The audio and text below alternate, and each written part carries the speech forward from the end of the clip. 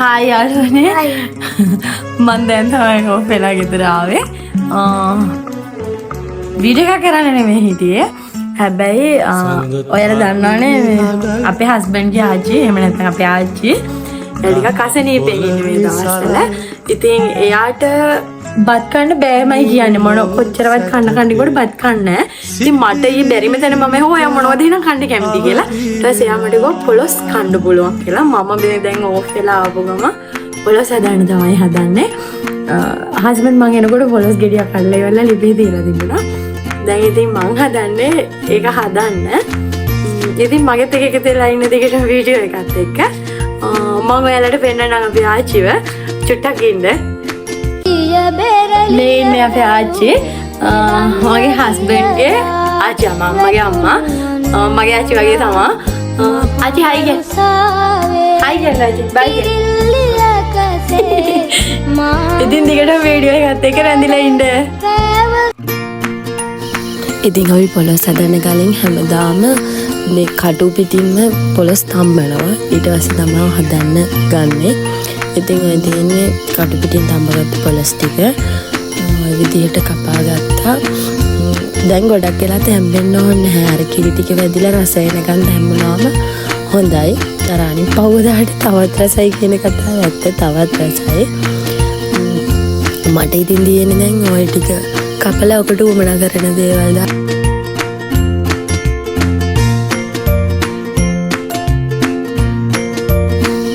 දැන් ඔයාලා අහනවනේ මේ පොලොස් රෝස පාට කොහොමද කියලා මේ ගහේ පොලොස් රෝස පාටයි මම දැකලා තියෙනවා සමහර පොලොස් රෝස පාට වෙන්න හුණු හැම දානවා එහෙම දාලා නෙමෙයි මේ ගහේ පොලොස් රෝස පාටයි මේ මම දැකලා තියෙනවා පොලොස් රෝස පාට වෙන්න කලින් කට්ටිය තම්බනකොට පොලොස් වලට හුණු දානවා එතකොට පොලොස් එක රෝස පාට වෙනවා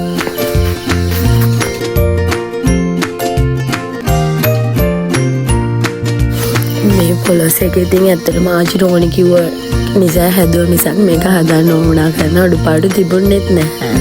ඉතින් එහෙමයි කියලා එයා ඉල්ලපු දවසේ හදාන්න උදිත් බෑ. ඒ වගේ නලා හදලා දෙනකන් ඉන්නකොට පරක්කු වෙනවා. ඉතින් මම අද මේකට එකතු කරගත්තේ තක්කාලි ලුණු අමු මිරිස් ලුණු කුරුඳු කුඩු මිරිස් කුඩු ගොරක තුන පහ කුළු බඩු ටික එච්චරයි. ආයේ උණු හොල් ටිකක් එකතු කරගත්තා.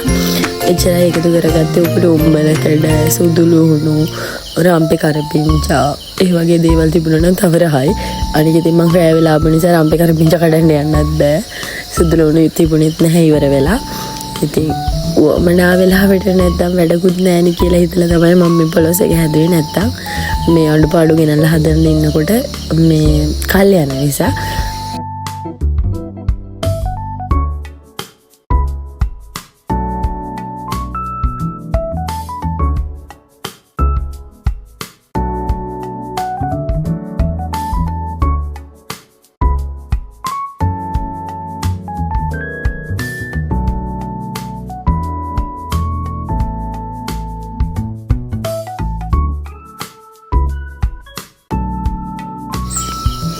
මට ඔයාලට කියන්න බැරි වුණානේ මම මේකට මිරිස් ටිකක් බෙදලා එකතු කරගත්තා. ටිකක් පාට හදාගන්න කියලා. හැබැයි ඉතින් එම් ලොකුවට පාටක් ආවේ නැහැ. මම ආසයි අර කළු පාටට හදන්න. හැබැයි මට කළු පාටටම හදාගන්නත් බැරි වුණා. සාමාන්‍ය පාටට තමයි ආවේ. මිරිස් ටිකක් කළු කරලා අනිවාර්යයෙන්ම මම එකතු කරනවා පොලොස් හදනකොට. ඉතින් ওই වෙලාව වෙනකොට මම පොලොස් එකට එකතු කරගන්න ඕන කුළු බඩු ಜಾති ඔක්කොම එකතු කරගෙන ඉවරයි. දැන් හදන්නේ මම පොල් ගෙඩි එකමාරක් ගාගත්තා. ඒකේ කිරි ටික පොලොස් එකට එකතු කරන්න.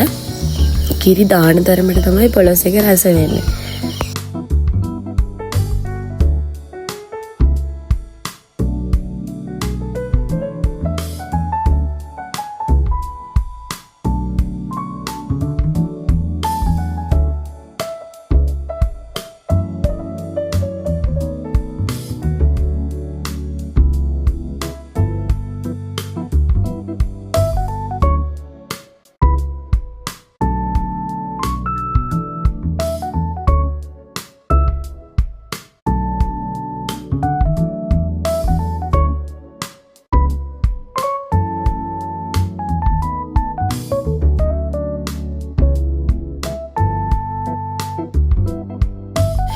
පොල් ගෙඩි එකමාරක කිරි දානවා වුණත් මං කිරි මිරික ගන්නේ දෙපාරයි. මොකද වතුර ගොඩාක් එකතු කරලා ඉවරලා කිරි මිරිකලා දැම්මොත් කිසිම වැඩක් වෙන්නේ නැහැ. ඊට පස්සේ වතුර රා විතරයි. ඒ නිසා කිරි දෙපාරක් මිරිකලා ගත්තම හොඳටම ඇති කියලා හිතුණා. කොහොමද මං මිටි කිරි දාලා හදන එළවලු වලට කිරි එකපාරයි නැත්නම් දෙපාරයි තමයි මිරිකලා ගන්න. එහෙම දිය කිරියෙන් තම්බලා ගන්නවා. එහෙම කරන්නේ නැහැ. එකපාරටම කිරි එකතු කරලා තමයි හදාගන්නේ. හැබැයි ඉතින් රහයි මට රහයි. අනික අය මන් දන්නවා මීට වඩා හොඳට උයන්න දන්නවා ඇති. හැබැයි ඉතින් මේ මම උයන විදිහ මට ඒ විදිය හොඳයි. ඒ වගේම රහයි.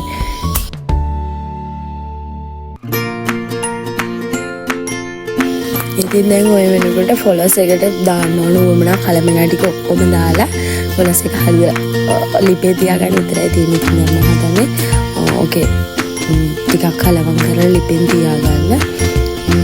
මම අර කිව්වේ නිකන් අමුතු පාටක් එනවා කියලා ඔය පාට තමයි ආවේ. ඉතින් දැන් ලිපෙන් තියාගන්න හදන්නේ. ඔයගොල්ලන්ට මම මේ වීඩියෝ එකට කලින් දාපු වීඩියෝ එකේ මේ මතකද මම කැලේ දරව යන්න ගියා. ඉතින් මම කැලේ දරව යන්න ගියාට පනිෂ්මන්ට් එකක් විදිහට මම එනකොට අද දර පෝරණයක්ම පළලා දීලා. එයා කැමති නෑ මං අපේ හස්බන්ඩ් කැමති නෑ මම කැලේ දරව යන්න යනකොට මම ඇත්තටම දරව යන්න නැත්නම් ගියේ. ඒ වුණාට ඉතින් යවන දර පළලා තියලා හරි ඒ කතාව පැත්තකින් තියමුකෝ. ඔය වෙලාව වෙනකොට කොලස් එක බාගෙට තැන්විලා ඔක්කොම ගින්දර ටිකක් අර වැඩි වුණ නිසා යටින් අඩි අල්ලන්න බලන නිසා තමයි මම ඔච්චර කලවම් කරන්නේ.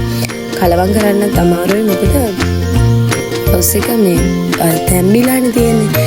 ඒ නිසා ටිකක් පොඩි වෙන්න බලනවා. ඉතින් ඔය විදිහට කලවම් කරලා ගින්දර ටිකක් අඩු කරලා මම වහලා තිබුවා. කොහොමද පැයක් කමාරක් විතර යනකොට මද ගින්නේ මොක හොඳට තැම්බිලා තිබුණ රසට.